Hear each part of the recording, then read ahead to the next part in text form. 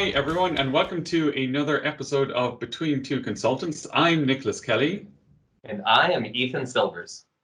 And on this episode, we're going to be talking about the customer journey and how it has changed in the era of COVID. We are very fortunate to have Heather with us. And Heather, could I ask you for a quick introduction, and what does the customer journey mean to you?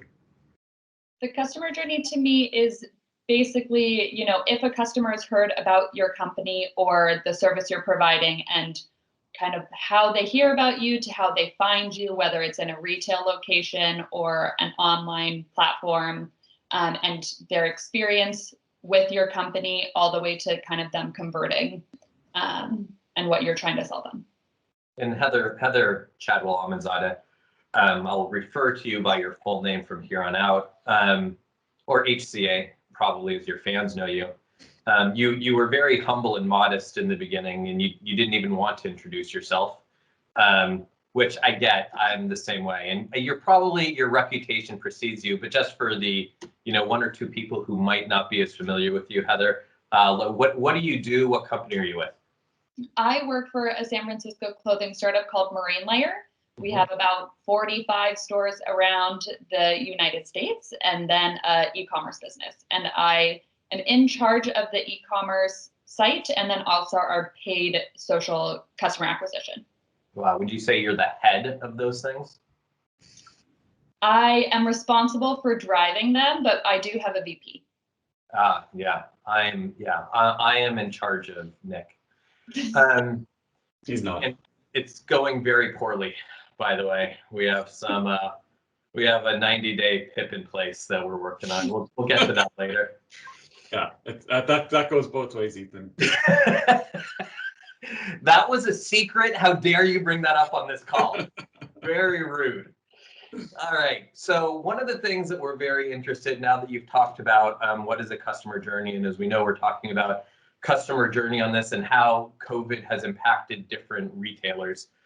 So maybe you could give us an example of Marine Layer before the pandemic versus what you're doing now and what it looks like into the future. Yeah, so what we're doing is not totally different. I feel like we still stand for the same stuff, but whether kind of the different channels, there is more pressure certain places. So before the pandemic, our business was more focused on brick and mortar and having more people go to our stores. And then when the pandemic hit and we did have to shut our stores, it put more pressure on our website to kind of get those customers and really push our product and our storytelling forward.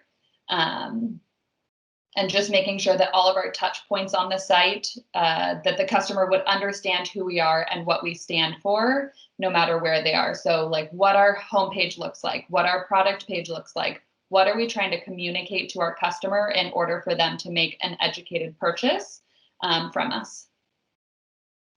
Was there anything that was more challenging as you were in this brick and mortar and people could come in and they could feel and they could see and like it was very clear what they were getting?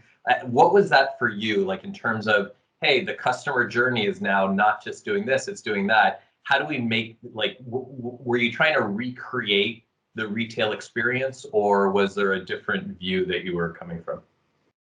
I think you can't totally recreate it online, but you can adapt to doing it better online.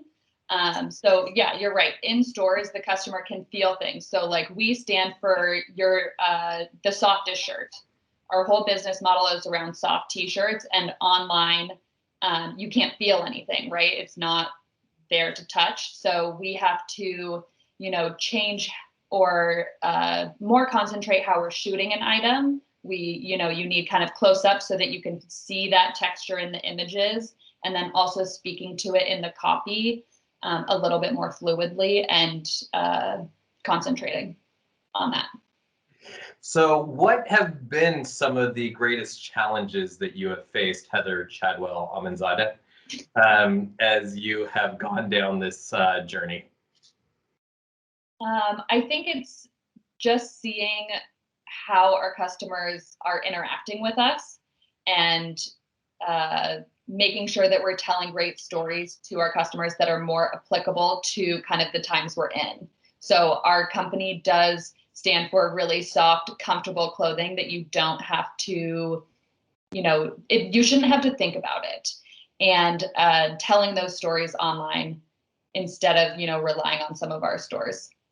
We got a couple other things to go through. Nick, was there anything that you wanted to talk more about with Heather Chadwell-Aminzadeh? Yeah, I one thing, Heather, I saw a trend maybe a few years ago, and I just want to see, is ARVR, does that feature at all now in the customer journey, or is it on the roadmap, or have you explored that already, and maybe it wasn't useful to you, or just be curious to hear how maybe using some of those technologies might shift with the COVID era. For sure. I think it's easier for larger brands to have like those bells and whistles. But I feel like some things like that could work for Marine Layer, and we are exploring them, kind of like product recommendations. That's kind of it will learn what different shopping patterns are and what people are liking, and kind of suggest them to other customers. And like more personalization, like what we can do as a company to make sure, Nick, that you're getting content that more is applicable to you, or Ethan, like what we think you would like more. I think that that's kind of a plugin that could work really well. In terms of the customer journey, how is social media used? How is it incorporated for the customer journey? That's actually a very interesting one, because I feel like it continues to get more and more difficult with kind of the different privacy policies and transparency stuff that's happening right now. But that was actually one of the things that I feel like it's not something like fun per se, but it will kind of shape e-commerce brands going forward, is the iOS update around transparency and tracking, and having to, like, when it does go into play, it'll have you either like accept or deny being able to have Instagram and Facebook track you, like any app that you open. And if you opt out of it, the companies aren't going to be able to kind of learn from your shopping behavior and see how you're shopping, so they won't be able to give you as personalized content. But it's going to be different ways that companies kind of figure out ways around it, or like still how to give their customer the best experience possible. Yeah, I have an active MySpace account. You're one of the tens of people still using MySpace, presumably. Dozens, that's right. I just don't know when it's going to come back. It could be any day. It's like bell bottoms. They were out for a while, they came back, and it's the same thing with MySpace. It'll happen. It's all cyclical.